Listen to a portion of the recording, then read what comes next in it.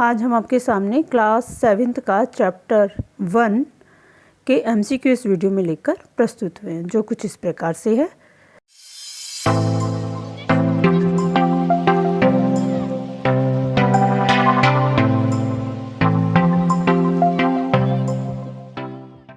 MCQ का मतलब होता है बहुविकल्पीय प्रश्न।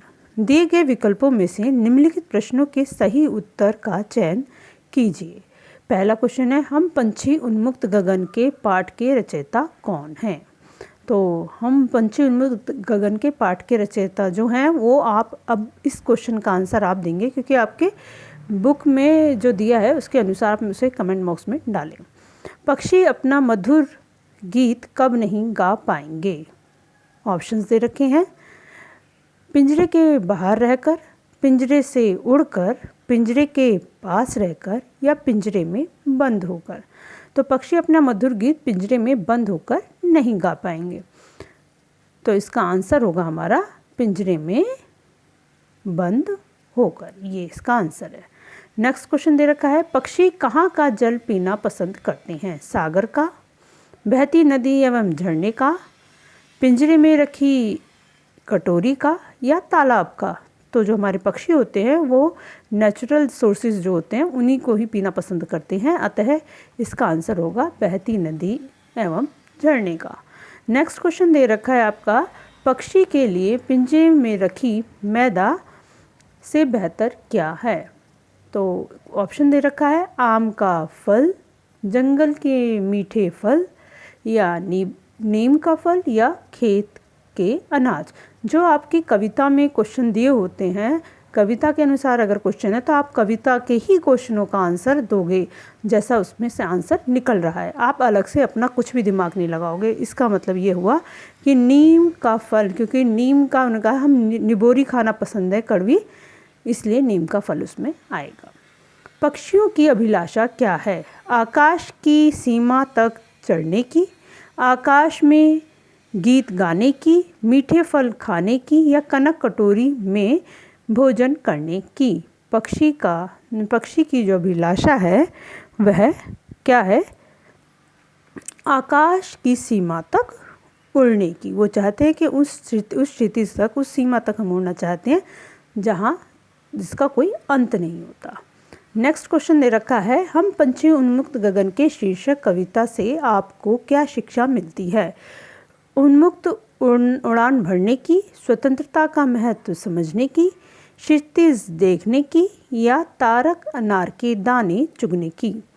तो अगर हम कविता की शिक्षा हम देखें तो हमें मिलती है कि स्वतंत्रता का महत्व समझने की, कि पक्षी के अनुसार स्वतंत्रता का बहुत अधिक महत्व होता है। नेक्स्ट क्वेश्चन दे रखा है, पुलकित पंख टूट जाएंगे कविता में पुलकित शब्द निम्नलिखित में से क्या है? विशेषण, संज्ञा, क्रिया विशेषण या फिर सर्वनाम? तो पंख ये संज्ञा है हमारी, और उसके आगे दे रखा है पुलकित। पुलकित यानी बेचैन जो होते हैं, उड़ने का आतुर जो रहते हैं वो। तो इसके अनुसार यह इसका विशेषण हुआ। तो इसका आंसर होगा क। नेक्स्ट क्वेश्चन दे रखा है आपका, होड़ा होड़ी का अर्थ है भाग दौड़, ऊंचा नीचा, मुकाबला, प्रतिस्पर्धा या छोटा बड़ा? तो होड़ा होड़ी होती है जब हम किसी कंपटीशन या किसी से प्रतिस्पर्धा यानी मुकाबला करते हैं, वो होड़ा होड़ी इसमें अर्थ है। नेक्स्ट दे रखा है, उन्मुक्त शब्द का विपरीतार्थी शब्द है प्रयुक्त, उपर्युक्त, संयुक्त या बंधन युक्त? तो विपरीतार्थक का मतलब होता है विलोम शब्द। तो इसका अर्थ जो होगा वो होगा बंधन युक्त। नेक्स्ट दे रखा है आपका, पंछी कहाँ उड़ते हैं? उन्मुक्त गगन में, विस्तृत धरती पर, गहरे पाताल में या उथले पानी में? तो कविता के अनुसार पक्षी जो है वो उन्मुक्त गगन में उड़ते हैं। तो इसका आंसर का होगा। पक्षी कहाँ नहीं गा पाएंगे? घरों में, पेड़ों पर, पिंजरे में या घोंसले में? तो कविता के अनुसार पक्षी अपना सुरीला गीत पिंजरे के अंदर नहीं गा पाएंगे। तो इसका आंसर होगा ख। नेक्स्ट क्वेश्चन दे रखा है आपका, पक्षियों के पंख क्यों टूट जाएंगे? तो अब ऑप्शन क्या है? हवा के वेग से, पंख फड़फड़ाने से, कनक तीलियों से टकराकर या पानी में भीगकर। तो कविता के अनुसार था कि कनक तीलियों से टकरा के पुलकित पंख टूट जाएंगे। तो पंछियों के जो पंख हैं वो जो टूटेंगे वो कनक तीलियों से टकराकर टूट जाएंगे। नेक्स्ट दे रखा है पंछी के पंख कैसे हैं? पीले, नीले, काले या पुलकित।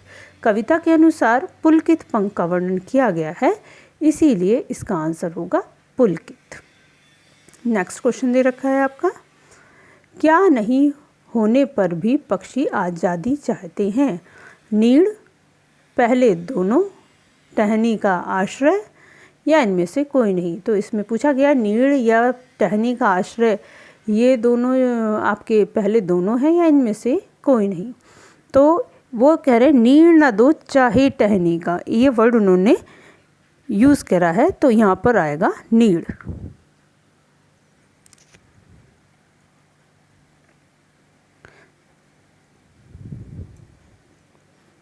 तो नीड़ न दो चाहे टहनी का आश्रय, टहनी का आश्रय छिन्न भिन्न कर डालो, ऐसे ना। तो इसमें क्या है, क्या नहीं होने पर भी पक्षी आज़ादी चाहते हैं। तो कह रहे हैं चाहे घोंसला ना दो, टहनी पर आश्रय ना दो। तो इसमें से ये पहले दोनों, यानी इसका आंसर होगा पहले दोनों। नीड़ का अर्थ है, नीड़ का अर्थ होता है पानी, भोजन, घोंसला या फिर पत्ते। जैसा इसमें पूछा गया है, नीड़ होता है घोंसला, टहनी का आश्रय यानी टहनी पर रहने का भी आश्रय ना हो। तो इसमें इसका आंसर होगा नीड़ होता है घोंसला, इसका आंसर है ग। नेक्स्ट क्वेश्चन दे रखा है आपका, पंखों की होड़ा होड़ी किससे होती है? सीमा से, सीमाहीन क्षितिज से, नीले आकाश से या लाल आकाश से। तो पंखों की जो होड़ा होड़ी होती है वो किसके अनुसार होती है, किससे होती है? सीमाहीन क्षितिज से। तो कविता में इन पंखों की होड़ा होड़ी होगी सीमाहीन क्षितिज से, इन पंखों की होड़ा होड़ी। तो यहाँ सीमाहीन क्षितिज से ही इसका अर्थ निकल रहा है। सीमाहीन का अर्थ है जिसकी कोई सीमा ना हो, जिसे पाना कठिन हो, जो सीमित हो या फिर जो संक्षिप्त हो।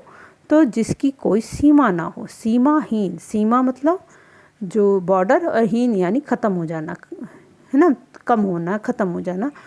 तो वो सीमाहीन के अनुसार जिसकी कोई सीमा ना हो, ये इसका मीनिंग है। नेक्स्ट क्वेश्चन दे रखा है आपका, या तंती सांसों की डोरी का क्या अर्थ है? डूब जाना, गिर जाना, चढ़ जाना या मर जाना। तो इसका है मर जाना। तंती, तंती मतलब लास्ट जो हमारी सांस चलती है उसके लिए, तन्ना मतलब बहुत मुश्किल से सांस लेना। तो इसका होगा मर जाना। नेक्स्ट क्वेश्चन दे रखा है आपका, सीमाहीन क्षितिज में सीमाहीन क्या है? संज्ञा है, विशेषण है, सर्वनाम है या फिर क्रिया है? क्षितिज के अनुसार ये सीमाहीन इसकी विशेषता बता रहा है, तो ये इसका विशेषण होगा, अर्थात इसका अर्थ होगा विशेषण। नेक्स्ट क्वेश्चन है आपका, घोंसला न मिलने पर भी पक्षी कैसे खुश रहेंगे? पेड़ों पर रहकर, ऊंची उड़ान भरकर, नए घोंसले बनाकर या खूब खा पी कर, खून नहीं है खूब खा पी कर, है ना। तो ये इसका मिस्टेक है यहाँ पर। तो यहाँ होना चाहिए ऊंची उड़ान भर के। अगर उन्हें घोंसला भी नहीं मिल रहा तो ऊंची उड़ान भरकर पक्षी हमारे खुश हो जाएंगे। आकुल उड़ान शब्द से क्या तात्पर्य है? आकुल का तात्पर्य क्या? व्याकुल होकर उड़ना, या अंधाधुंध उड़ना, या उड़ने की अधीरता, या धीरे धीरे उड़ना। तो आकुल का मतलब होता है जो व्याकुल हो, किसी कार्य को करने के लिए व्याकुल हो, उसे कहते हैं आकुल होकर उड़ना। तो इसका आंसर भी यही होगा, आकुल होकर उड़ना, आकुल व्याकुल होकर उड़ना। ठीक। नेक्स्ट क्वेश्चन दे रखा है, पक्षी मनुष्य से क्या अनुनय करते हैं? उन्हें मुक्त कर दिया जाए या उन्हें स्वतंत्र रूप से उड़ने दो, उनकी उड़ान में किसी प्रकार की बाधा न डालो, उन्हें नीम के पेड़ की बोरियां खाने हेतु दी जाए या उनका घोंसला न तोड़ा जाए। तो वो ये कविता के अनुसार वो ये कह रहे हैं कि उनकी आकुल जो उड़ान है उस पर विघ्न ना डालो, यानी बाधा ना डालो। तो इसका आंसर होगा आपका ये क्वेश्चन आंसर है इसका खा। उन्हें उड़ने स्वतंत्र रूप से उड़ने दो और उनकी उड़ान में किसी प्रकार की बाधा न डालो। नेक्स्ट क्वेश्चन दे रखा है, पक्षियों की चाह क्या है? आकाश की ऊंचाई पाने की, या खूब खाने पीने की, या नदी और झरने का जल पीने की, या उड़ते उड़ते आपसी होड़ हाड़ी लगाने की। तो जो हमारी पक्षियों की हमारी उनकी चाह है, उनकी चाहत है, उनकी चाहत यही है कि आकाश की ऊंचाइयां वह पान ले। नभ की सीमा पाने शब्दों का क्या आशय है? तेजी से उड़ने की, आकाश के पार जाने की, आकाश की ऊंचाइयां छूने की, या नभ पर जाकर रहना।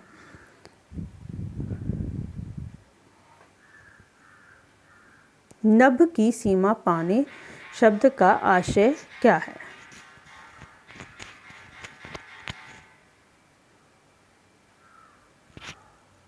तो इसका आंसर होगा वो होगा आकाश की ऊंचाइयां छूने की।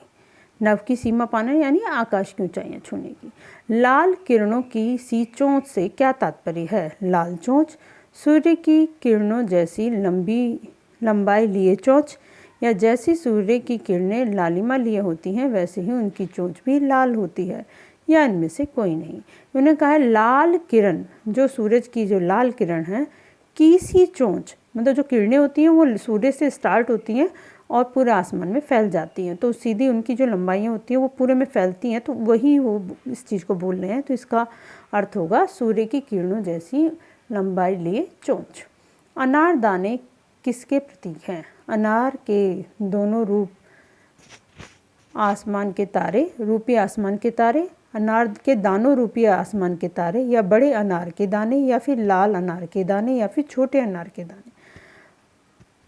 तो इसका जो अर्थ है वो होगा अनार के दाने रूपी आसमान के तारे, अर्थात इसका यह है का इसका आंसर है। नेक्स्ट दे रखा है, पक्षी क्यों व्यथित है? क्योंकि वे बंधन में है, क्योंकि वे अनार के दोनों रूपी दाने रूपी तारे नहीं चुग पाते हैं, क्योंकि वे आकाश की ऊंचाइयां नहीं छू पा रहे हैं, या उपयुक्त सभी। तो वो देखो उन्होंने इसमें क्या है, क्योंकि वे बंधन में है, सही बात है। क्योंकि वे अनार के दाने रूपी तारे नहीं चुग पा रहे हैं, ये भी सही है। क्योंकि वे आकाश की ऊंचाइयां नहीं छू पा रहे हैं, ये भी सही है। अर्थात ये तीनों ही सही होने के कारण इसका जो आंसर बनता है वह है घ, उपर्युक्त सभी।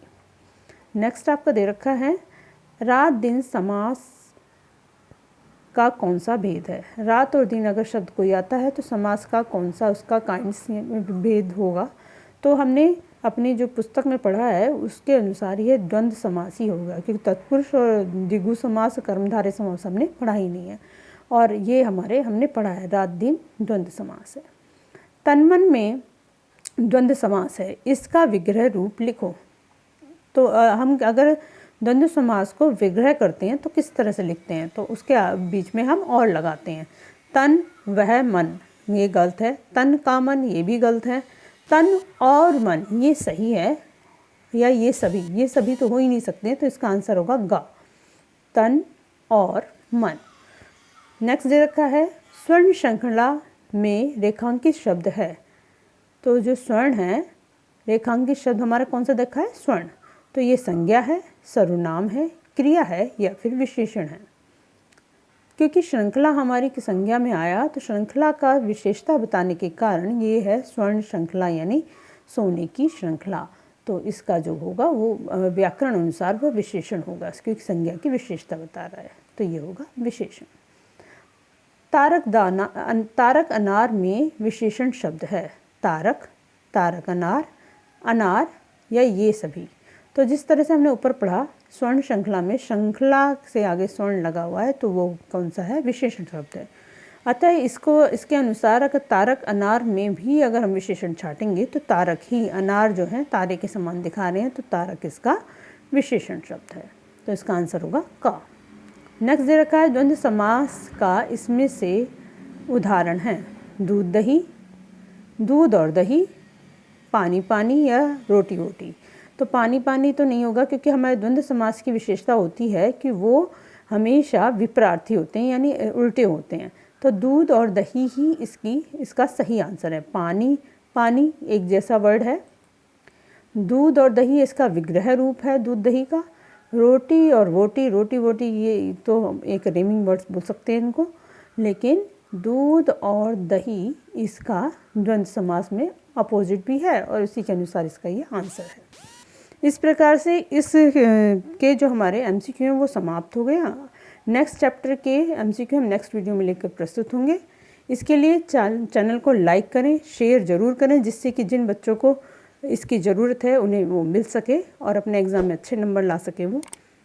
और सब्सक्राइब करना तो बिल्कुल भी ना भूलें। आज के लिए बस इतना ही, धन्यवाद।